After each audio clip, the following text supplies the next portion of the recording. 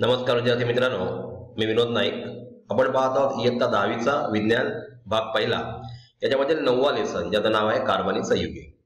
आता आपण इथेनॉलच्या काही रिएक्शन्स बघितल्या, त्याचप्रमाणे आपण इथेनॉइक ऍसिडच्या सुद्धा काही रिएक्शन्स पाहिलेल्या आहेत.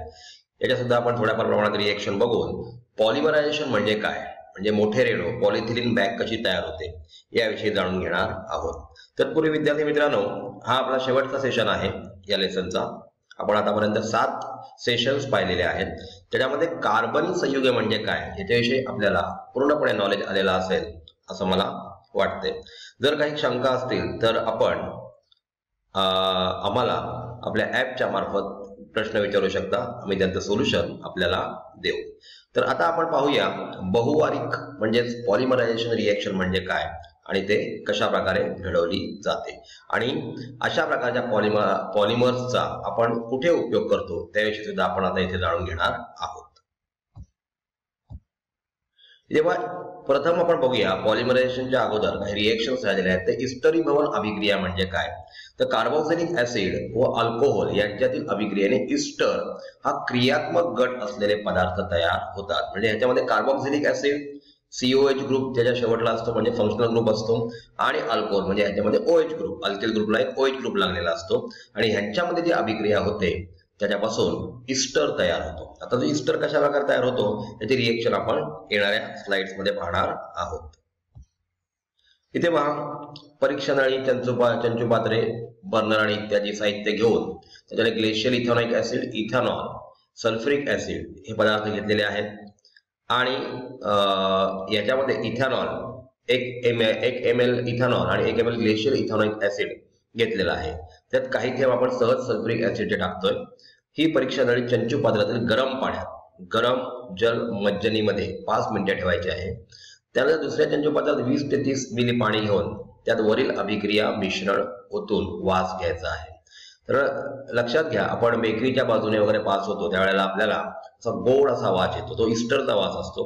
तर हा गोड वास आपल्याला येतो म्हणजे इस्टर तयार झालेला आहे. ऍसिड उत्प्रेरकाच्या उपस्थितीत आता H2SO4 जे आपण इथे टाकलेला आहे सल्फ्युरिक ऍसिड, ते रिएक्शन फास्ट करण्याचं काम करतं. आपण जेव्हा रिएक्शन बघतोय त्यावेळेला रिएक्शन मध्ये कोणत्याही प्रकारे H2SO4 सहभागी न झालेला आपल्याला दिसतोय. फक्त रिएक्शन स्पीडअप करण्याचं काम करत असल्यामुळे त्याला आपण कॅटॅलिस्ट किंवा उत्प्रेरक असं म्हणतो. ऍसिड उत्प्रेरकाच्या उपस्थितीत इथेनॉइक ऍसिड इथेनॉलशी अभिक्रिया पावते व इथिल इथेनॉएट हा इस्टर तयार होतो. नाव लक्षात घ्या, इथिल CH3 ग्रुप जो आहे तो आणि CH2CH3 ला इथेनॉएट असं म्हटलं जातं. इथे बघा, इथेनॉइक ऍसिडचा मॉलिक्यूल आहे CH3COOH आणि इथेनॉलचा मॉलिक्यूल आहे CH3CH2OH.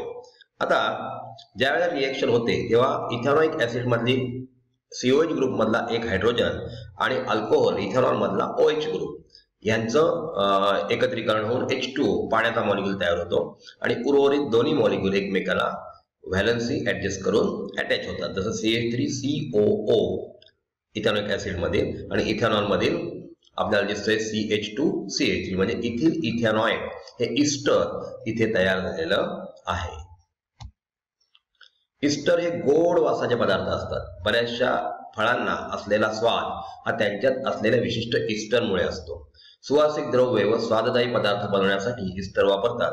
सोडियम हायड्रॉक्साईड या अल्काबरोबर अभिक्रिया केली असता इस्टर पासून संबंधित अल्कोहोल व सोडियम क्षाराच्या रूपात कार्बोक्सिलिक ऍसिड परत मिळवतात. लक्षात घ्या, जर आपण इस्टरची अभिक्रिया परत एकदा सोडियम हायड्रॉक्साईड या अल्कली बरोबर केली तर आपल्याला परत एकदा आपण वापरलेला इथिल अल्कोहोल आणि कार्बोक्सिलिक ऍसिड परत मिळवू शकतो आणि या अभिक्रियेला साबणीकरण अभिक्रिया म्हणतात. कारण मेदापासून साबण तयार करण्यासाठी ही अभिक्रिया वापरतात, म्हणजे ती सॅपोनिफिकेशनची अभिक्रिया आहे. आपल्याला माहिती आहे साबण म्हणजे sodium salt of fatty acid किंवा potassium salt of fatty acids असतात. इस्टर प्लस सोडियम हायड्रॉक्साईड याच्यापासून मिळतो आपल्याला सोडियम कार्बोक्सिलेट आणि अल्कोहोल.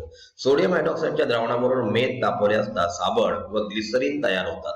मेद व ग्लिसरीन मध्ये कोणते क्रियात्मक गट असतील असे तुम्हाला वाटते ते स्पष्टीकरणासह लिहायचे आहे. आपल्याला मेद आणि ग्लिसरीन मध्ये कोणते असतील तर त्याच्यामध्ये COH आणि त्याचबरोबर OH अल्कोहोलिक आणि अशा प्रकारचे गट असतात आणि त्याच्यामुळे आपण सोडियम हायड्रॉक्साईड बरोबर अभिक्रिया केल्यानंतर साबण आणि ग्लिसरीन तयार होतात.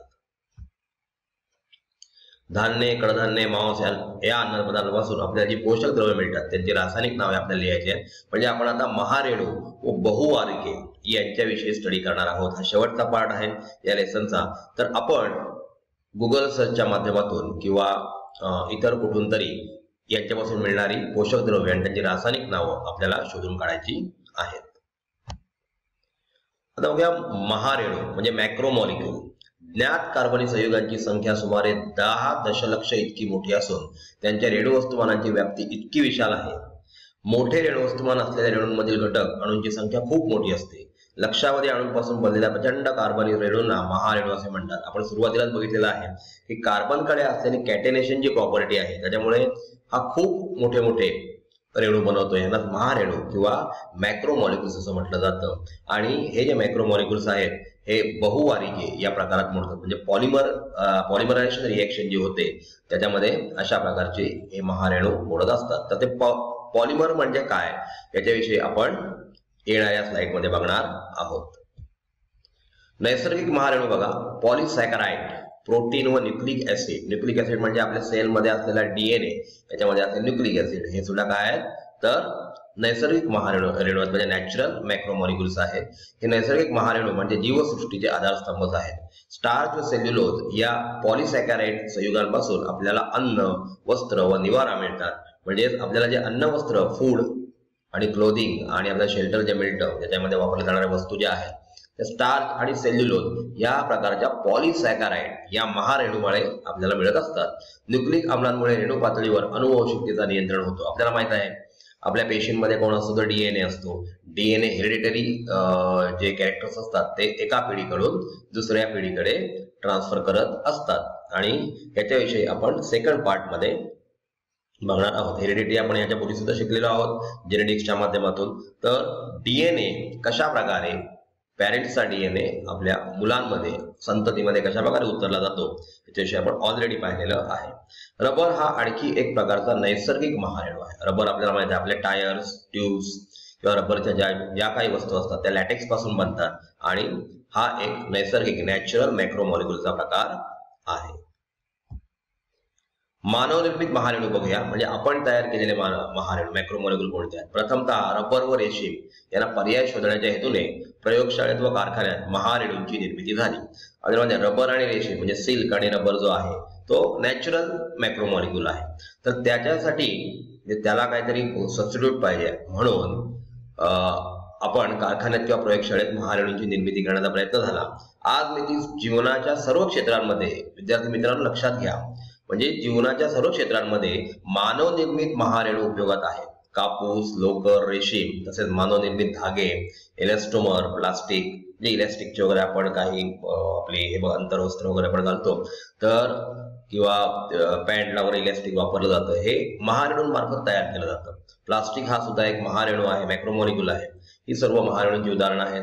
नैसर्गिक व मानवनिर्मित महारेणूंची संरचना अनेक लहान घटक एकमेकांना नियमित पद्धतीने जोडून तयार करतात. त्यामुळे महारेणू हे बहुवारिक असतात. म्हणजे एक वारिक पासून मोनोमर पासून पॉलिमर तयार करण्याची प्रक्रिया आपण प्रयोगशाळेत बघत आलेलो आहोत. आता बघूया आपण बहुवारिके म्हणजे पॉलिमर्स. लहान घटकांच्या नियमित पुनरावृत्तीने तयार होत असलेल्या महारेणूला बहुवारिके असे म्हणतात. त्याच्यामध्ये मोनोमर वापरले जातात, एक वारिक वापरलं जातं. त्यांच्या केमिकल रिएक्शनने त्यांच्या बॉन्डिंग तयार करून त्याच्यापासून बहुवारिक तयार करतात. ज्या लहान घटकांच्या नियमित पुनरावृत्तीने बहुवारिक बनते त्या लहान घटकाला एक वारिक असं म्हणतात म्हणजे मोनोमर असं म्हटलं जातं. ज्या अभिक्रियेने एक वारिक रेणूंपासून बहुवारिक तयार होतो त्या अभिक्रियेस बहुवारिकीकरण असे म्हणतात. म्हणजे त्याला पॉलिमरायझेशन रिएक्शन असं म्हटलं जातं. म्हणजे मोनोमर एक वारिक एकत्र आणून त्यांच्यामध्ये बॉन्डिंग क्रिएट केलं जातं आणि त्याच्यापासून मोठा मॉलिक्यूल तयार करतात. त्याला पॉलिमरायझेशन रिएक्शन असं म्हटलं जातं. जेव्हा अल्कीन या प्रकारच्या एकवारिकांना जोडून बहुवारिके बनवणे ही बहुवारीकरणाची एक महत्वाची पद्धत आहे. उदाहरणार्थ पॉलिथिलीनचे संश्लेषण म्हणजे आपण याचं सिंथेसिस पुढील प्रमाणे करतो बघा.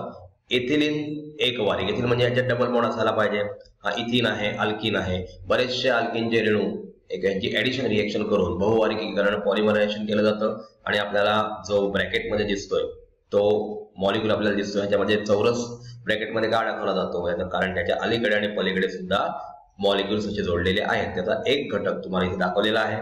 आणि पॉलिथिलीन म्हणजे आपण जी बॅग प्लास्टिकची वापरतो ती पॉलिथिलीन, त्याचा थिकनेसवर अवलंबून असतो, परंतु प्लास्टिकच्या बॅग ज्या असतात त्या पॉलिथिलीनच्या बनलेल्या असतात.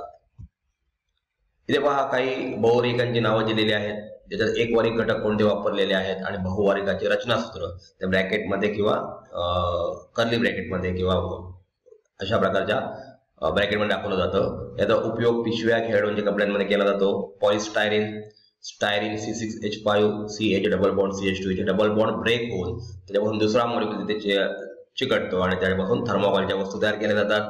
पॉलीव्हायनिल क्लोराईड आपल्याला दिसतं, व्हायनिल क्लोराईड, त्याचा फॉर्म्युला आहे CH2 डबल बॉन्ड CHCl आणि डबल बॉन्ड ब्रेक होऊन परत एकदा बरेचसे मॉलिक्यूल त्याला जोडले जातात. आता उपयोग कुठे करतो तर PVC पाईप, आपण जनरली बघत असतो हे PVC पाईप किंवा पिशव्या, दरवाजातील पायपुसणी, हॉस्पिटलमधील रक्तपिशवी तसेच नळ्या या पॉलीव्हायनिल क्लोराईड पासून म्हणजे PVC पासून बनलेल्या असतात.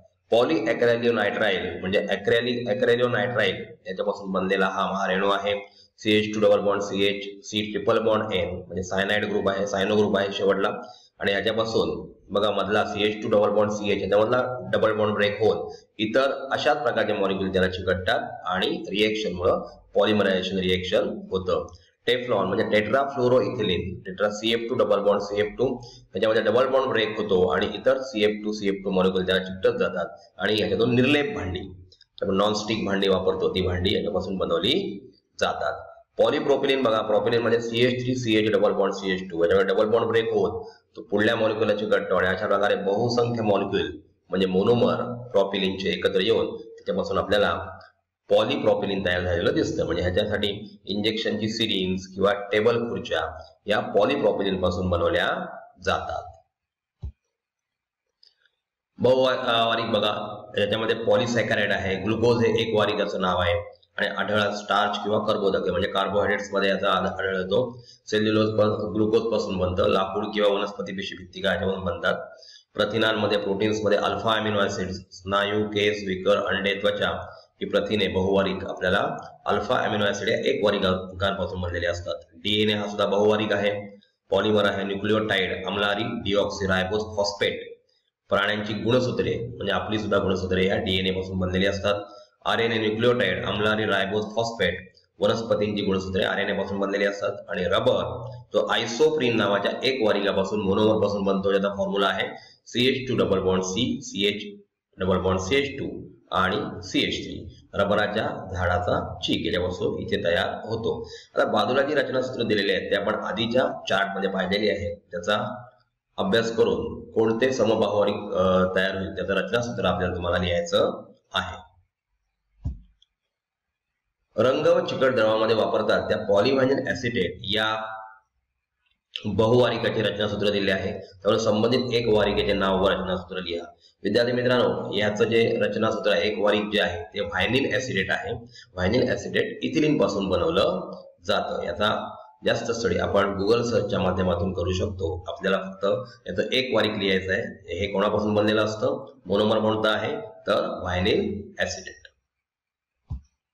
तर विद्यार्थी मित्रांनो, आता हा आपला शेवटचा सेशन झाला.